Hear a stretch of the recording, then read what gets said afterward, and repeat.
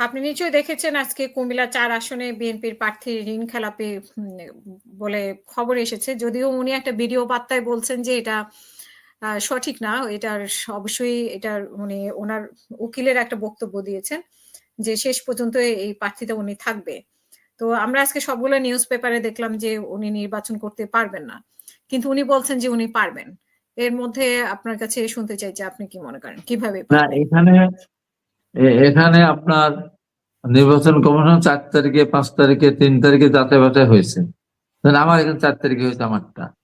এখানে আমাদেরও একজন প্রার্থীটা বাতিল হয়েছে ফলস সমর্থন দেওয়ার কারণে। স্বতন্ত্র জানিয়েছেন উনি 4,500 মতো লাগবে সমর্থক। সেখানে যে নামগুলি দিয়েছেন অধিকাংশ ফলস।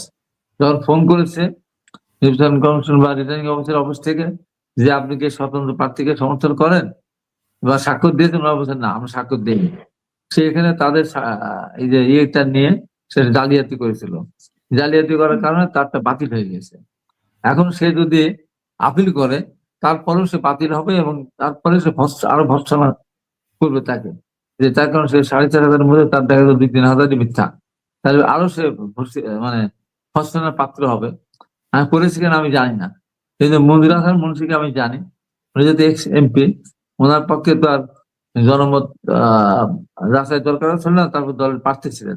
উনি একজন বড় ব্যবসায়ী, বেশ ভালো ব্যবসায়ী।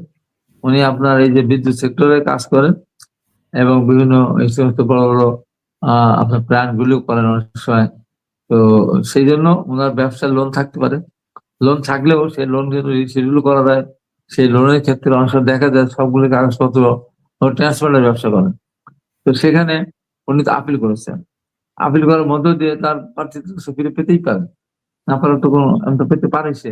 সেখানে তার নাম যদি আর্থিক লোন বেশি থেকে থাকে, হ্যাঁ, সেই ব্যাপারে সে যদি তার কাগজপত্র গোলমেল হয়ে থাকে এবং সেখানে কোর্টের নিয়ম মেনে, সরকারের নিয়ম মেনে হয়তো সে ফিরে পেতেও পারে। এই কারণেই হয়তো উনি বলেছেন যে সে প্রার্থীটা ফিরে পাও।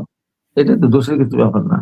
এটা মিনা ফাড়ার মতো না যে মিনা ফাড়া, হ্যাঁ, ডোনেশন জমা দিলেন আপনি, পাগলও দিতে পারে, ছাগলও দিতে পারে, গরু দিতে পারে, মহিষও দিতে পারে।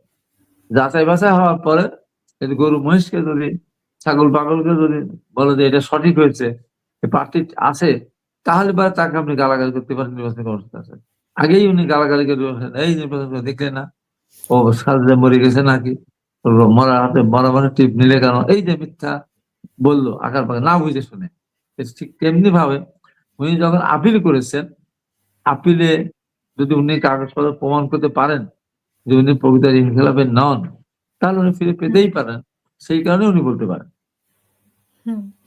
তো আমরা ইতিমধ্যেই শুনতে পাচ্ছি যে মানে প্রশাসন এবং নির্বাচন কমিশন বিএনপির প্রতি একটু দুর্বল এবং বিএনপিকে জেতানোর জন্য শুধু প্রশাসন, নির্বাচন কমিশন না, আরো সেনাবাহিনীও কাজ করছে। তো এই প্রশ্নের জবাবে আপনার কি বলবেন? এখানে আমার খুব পরিষ্কার বক্তব্য, বিএনপিকে জেতানোর জন্য সেনাবাহিনীও মানে একেবারে জান প্রাণ দিয়ে ঝাঁপিয়ে পড়েছে, এটাও ঠিক না। নির্বাচন কমিশন ঝাঁপিয়ে, তাও ঠিক না। বিএনপি জনসংখ্যা, জনসমর্থন বেশি। বাংলাদেশের রাজনীতির ইতিহাস আপনি দেখেন, 54 বছরের রাজনীতির ইতিহাসে জামাত ইসলাম এ পর্যন্ত কতগুলি আসন পেয়েছে? 53টা আসন পেয়েছে। 54টা আসনে কিন্তু পায়নি। সব আসন মিলে, সব বছর মিলে 79 থেকে নির্বাচন করে আসতেছে তারা। সব আসন মিলে 52টা না কয়টা আসন পেয়েছে। কিন্তু 5ই আগস্টের পরে কিছু চাঁদাবাজি, টেন্ডারবাজিতে তো বিএনপির ভোটও কমেছে, সমালোচনাও অনেক বেশি হ্যাঁ, হচ্ছে। 5ই আগস্ট বিএনপি চাঁদাবাজি করেছে, জামাত মহা চাঁদাবাজি করেছে। বিএনপি কি চাঁদাবাজি করেছে? ওই বাস স্ট্যান্ড, টেম্পো স্ট্যান্ড, আপনি জানেন, ব্যাখ্যা জানেন? একটা টেম্পো এক জায়গা থেকে আরেক জায়গায় যাবে, সেই যাওয়ার জন্য 10 টাকা করে ওখানে সিরিয়াল মেনটেন করার জন্য কিছু ওই সব ওই লেভেলের লোকজনের অফিস মেনটেন করে। তাহলে কার আগে কে যাবে, কার পরে এসে কে আগে যাবে, মারামারি লাগবে। সেই জন্য ওরাই নির্ধারণ করে দেয় তোমরা এই 10 জন লোক দিনটা 24 ঘন্টা থাকবে, কার সিরিয়াল আগে কার সিরিয়াল পরে, কে আগে আসবে কে পরে, মেনটেন করতে হয়। সেই কারণে তারা 10 টাকা করে নেয়। সারাদিনে 10 টাকা, সারাদিনে 20 টাকা দেয় সিরিয়াল মেনটেন করার জন্য, শান্তি শৃঙ্খলা বজায় রাখার জন্য। আগে সরকারের সময় যেমন ছিল, একটা টেম্পো এক জায়গা থেকে এক স্টেশন থেকে আরেক স্টেশন যাবে, কয় স্টেশন থেকে কয় স্টেশন যাবে, তার জন্য তার কয় স্টেশন রেজিস্ট্রেশন করতে হতো। মিনিমাম 10,000 টাকা দিলেই সে কয় স্টেশন দিতে পারবে। অর্থাৎ কয় স্টেশনে কোনো টেম্পো কয় স্টেশনে আসতে চায় তাকে 10,000 টাকা দেওয়ার পরে তারপরে অনুমতি হবে, তখন তাকে মাসে 20 টাকা 25 টাকা দিতে হতো। এখন এই জিনিসটা নেই, এটা বিশাল একটা ব্যাপার। আমাদের এখানে টেম্পো স্টার ছিল না, আপনার এখানে রাশিয়ান প্রজেক্টের এখানে গাড়ি টাড়ি রাখতো তারা, আর প্রাইভেট কার মাইক্রোসফট আর্মিরা ভেঙে দিত। এবং আমাদের ওখানে অটো স্ট্যান্ড ছিল না, আমি তাদের সাথে কথাবার্তা বলে এখন আমি এই সুযোগ করে দিয়েছি। এখানে কোনো চাঁদাবাজির কোনো ব্যাপার নাই, এরা কত সুন্দর সিস্টেম করে দিয়েছে। তারা এখন শান্তির সাথে তারা একটা স্ট্যান্ড পেয়েছে। আপনি গাড়ি তো আকাশে রাখবে না, আপনি কয় স্থান থেকে ক্ষয় স্থানে গিয়ে সেখানে আকাশে গাড়ি উপরে উঠে ওঠাই রাখবে, একটা জায়গায় থাকতেই হবে। সেখানে যদি আর্মিরা ভেঙে দেয়, সেখানে যদি অন্য কেউ ভেঙে দেয়, তুলে দেয়, তাহলে তো হবে না। সেটা আমি সমাধান দিয়েছি। এমনি ভাবে বাসেরও তাই, বাসের সিরিয়াল মেনটেন করা লাগে, ওই শ্রমিকেরা ওই কাজটা করে, আগে যেমন করেছে এখনো তেমন করে। এখানে কিছু চাঁদাবাজি হয়, অতিরিক্ত যখন টাকা নেয় ওইটাকে চাঁদাবাজি বলে, তাছাড়া নিয়মাফিকই তারা করে। আর জামাত কিরা করেছে, যে মহা চাঁদাবাজি কাকে বলে, ব্যাংকগুলি তারা দখল করেছে। তাদের ইবনে সিনা, তাদের হাসপাতাল যা ছিল সব কিছু না জানায় না শুনে রাতারাতি তারা আওয়ামী লীগের লোকজনকে তাড়িয়ে দিয়েছে। ইসলামী ব্যাংকে অনেক লোক চাকরি করতো, রাতারাতি সমস্ত লোকজনকে চাকরিচ্যুত করেছে। শুধু জামাতের যারা তারাই শুধু চাকরিতে আছে, আর কেউ চাকরিতে নেই, সব বিতাড়িত করেছে। তাদের কোন রকমের সুযোগ সুবিধা যেগুলো তাদের পান সেগুলো তারা দেয়নি। বিএনপি চাঁদাবাজি করেছে আর ওরা মহা চাঁদাবাজি করেছে, এখনো তারা করেছে। দেখেন না, মাঝে মধ্যে ওনার হুজুরা ধরা পড়ে, বিএনপি হয়তো একটা দোকান একজন দিয়েছে, সেখানে গিয়ে হয়তো তারা দাঁড়াচ্ছে সামনে, আর ওরা মার্কেট দখল করে নেয়, মার্কেট খায়। যেমন আমি একটা কথা বললাম, উদাহরণ দিয়েছি উদাহরণ, যে আমাদের সাথে আওয়ামী লীগের উদাহরণ দিয়েছি আমি একটু আগে, হিংস্র বাঘ সিংহের উদাহরণ দিয়েছি, শুনছেন? আর যে না থাকে তাহলে বলি, বাঘ হিংস্র বললাম তো, সিংহ হিংস্র, হাইনাও হিংস্র, শিকারও হিংস্র, খায় কি? ছাগল ধরে খায়, মুরগি ধরে খায়, মানুষ ধরে খায়, বাঘ সব ঘাড় মটকায় খায়, খাওয়ার পরে কিন্তু মাথার পুলি খায় না, চামড়া খায় না, আর ছাগলের বা মহিষের সিংহ খায় না। এই যে হিংস্র বলা হয়, প্রচন্ড হিংস্র প্রাণী বলতে এই নামগুলি আসে।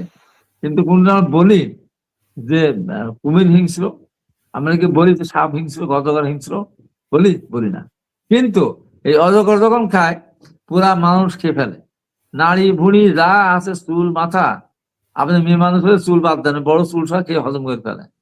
কুমিরও তাই, মহিষ আস্তা গরু ধরে পুরা শিং টিং সব খেয়ে ফেলে। জামাত হলো ওই রকম হলো আপনার নীরব চাঁদাবাজি, যেমন বলি আমরা একটা জামাত এইভাবে খাচ্ছে, পুরাটা মার্কেট খেয়ে ফেলছে। আর বিএনপি মার্কেটে গিয়ে হয়তো কোন অনুষ্ঠান হলো 10 টাকা 5 টাকা 1,000 টাকা চাঁদা চায়, তাহলে পরে আর জামাত এদিক থেকে আরেক দিক থেকে জামাত আগায় গেছে। তো আপনি দেখেছেন বিএনপির ছেলেরা, ছাত্রলীগ ছেলেরা বা যুবলীগের এরা হিন্দু মেয়েদের বিয়ে করতো, ছাত্রদলকে দেখেছেন কিন্তু হিন্দু মেয়েদের বিয়ে করতে জোর করে বিয়ে করে দেখছেন? একটাও পাবে না। জমি দখল করেছে হিন্দুদের, এদের যত সম্পত্তি আছে এখানে কিন্তু একটাও কিন্তু বিএনপি করে না, সব আওয়ামী লীগের দিয়ে গেছে অথবা দখল করেছে। ঠিক তেমনি ভাবে এখন দেখেন তো, এই যে মানুষের বউ, আওয়ামী লীগের বউ বলে, তাদের বলে কি বলে, গনিমতের মাল। নাউজুবিল্লাহ, কত অসভ্য আপনি চিন্তা করেন। এবং এরকম ধরা পড়তেছে কত, ইসলামের নাম বলে বলে ইসলাম কিভাবে কায়েম করতেছে দেখেন। মানুষের বউ নিয়ে যাচ্ছে, গনিমতের মাল বলে নিয়ে যাচ্ছে, এই হলো জামাত। এখন এই জন্য আমরা বলি যে আমাদের সাথে তাদের পার্থক্য, আমরা যেটা বলি, অস্বীকার করতে পারবেন না 5ই আগস্টের পরে জামাতের 5ই আগস্টের পরেই যেটা করতেছে, 5ই আগস্টে তো ভিসা বেড়াল ছিল, মিউ করতো, 5ই আগস্ট করে বেড়া হয়েছিল বেটা। জনপ্রিয়তা তো কিছু বেড়েছে, তার বিএনপি যেরকম জনপ্রিয়তা একটু কমেছে, বিএনপি জনপ্রিয়তা, হ্যাঁ বিএনপির জনপ্রিয়তা এমন কমেছে যে আমাদের নেতা তারেক রহমান বাংলাদেশে আসলেন, আমি দেখি 500 লোক ওখানে যায়নি। বিএনপি জনতা এমন কমেছে, ম্যাডাম খালেদার বিরুদ্ধে এত অপপ্রচার এত কিছু করে এমন ধস নামিয়ে দিল। আমি জানাজায় গিয়েছিলাম হুইল চেয়ারে, সেখানে আমি 300 লোক আমি দেখেছি মাত্র।